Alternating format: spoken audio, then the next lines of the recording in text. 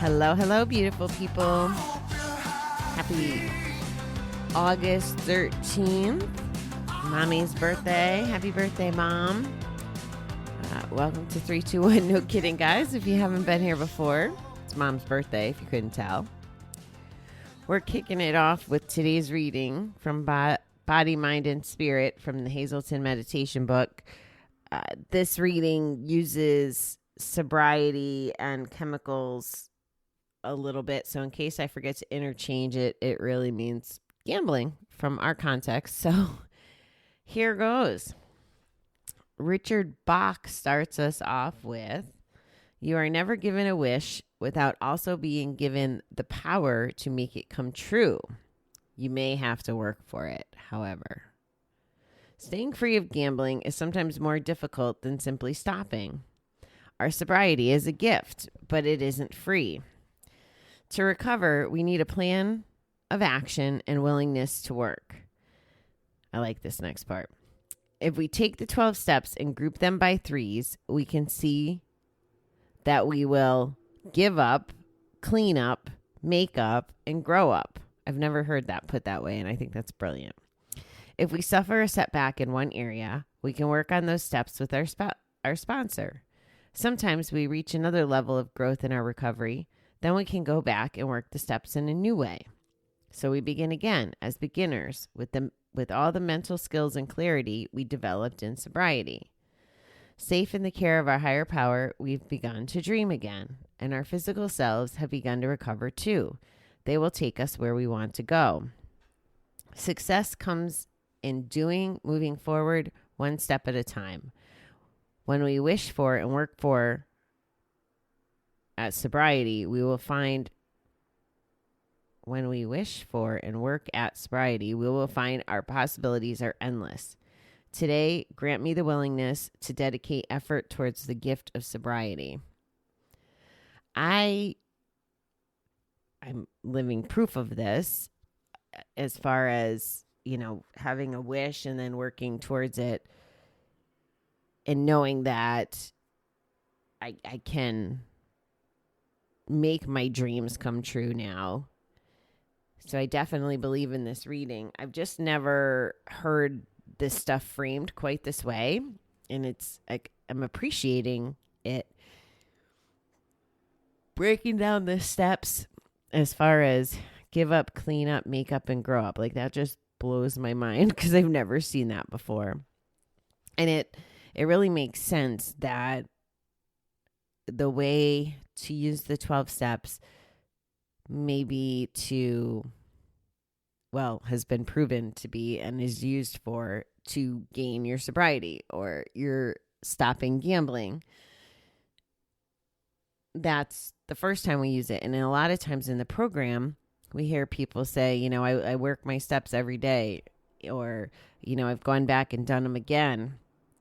And the way that they frame this, that you do it once, like the mission is to get gamble free. And then when you go back and do them again, it's because you are ready to start like really living your life and you can start applying it to other things. Like I've mentioned this in the past that there's definitely literature out there, and I still have never figured out the name of that book, but there's a 12-step book for people who aren't gambling addicts or alcoholics or drug addicts. Like explains how this works for people in normal life. And this just totally simplifies it on why it would translate to anything, whether it was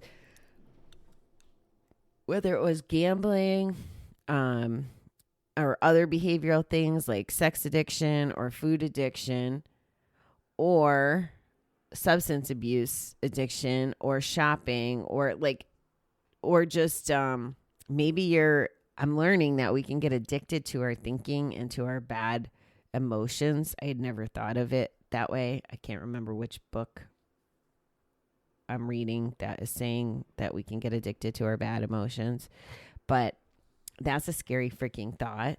Like we like to be settled in that place of negative thinking.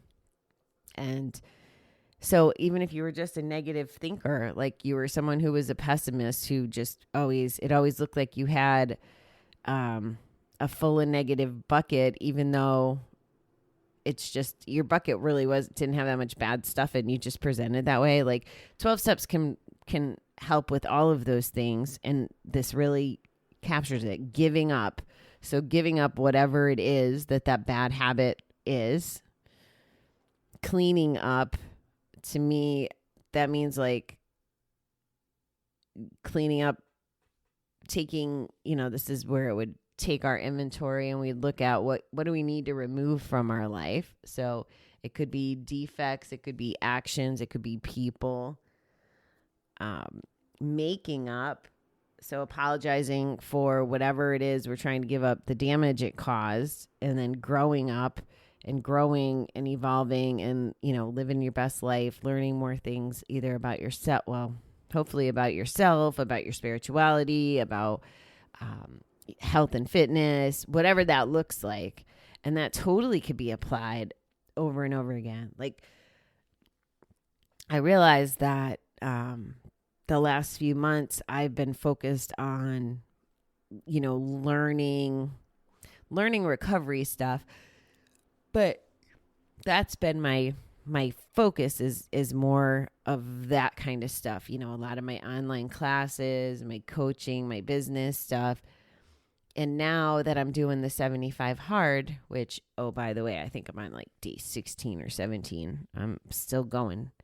That now I'm doing the growing up and I'm trying to do it with my body and my health and my weight. So when I get to my fitness goals, then maybe, and my smoking and caffeine, can't forget that I'm without them right now, but it actually hasn't been as horrible as I would have thought.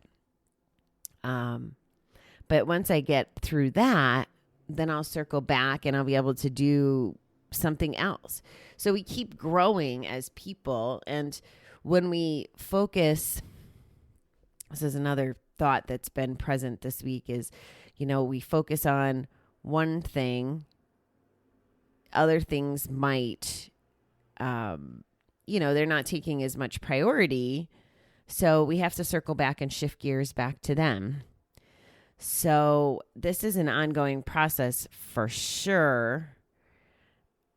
It says success comes in moving forward one step at a time. So it doesn't say all 12 steps or all 100 steps of things you want to change and fix, right? One step at a time. And that's kind of what my approach is being right this minute. And I just learned this in a class yesterday too. He's like, focus on one thing. And if you're not focused on that one thing and doing activities that help you accomplish that one thing, like you're going to be all over the place and you're not going to get stuff done. So when we wish for and work for our sobriety, we'll find the possibilities are endless. And that's so true. I believe that with so much fortitude that it blows my mind. Because if you asked me this 5 years ago, I'd be like, what are you saying? No, my life is destined to be what it is and I can't do anything about it and ho-hum and blah, blah, blah. All right, so maybe I've never been quite that negative, but the negative voices could win in those cases, and sometimes that was how I felt. Today, grant me the willingness to dedicate effort towards the gift of sobriety. I will reiterate that again. Every day we have to work on not being a gambler, a drinker, a whatever it is. And it's funny because I just had an aha moment here. We talk so much about not living in the past, right? And it might even seem counterintuitive that we have to work on a recovery so that we're not living in the past. So we have to think about the fact that we were a gambling addict every day to not go back to gambling. But I think I would frame it as such. It's not about going backwards. It's about remembering a little so that we protect ourselves from going back. But doing the work, the recovery work, is really about moving forward and growing and having a better life. The life we deserve to have. The life we might not have known we deserve to have all along. But the life we deserve to have. And recovery is just a freaking beautiful thing. Okay. That's what I got for you today. And again, I get to say happy birthday to Mom because it's important. We love Mom. All right, guys, have a wonderful day. I will be back tonight with some recovery Dharma stuff.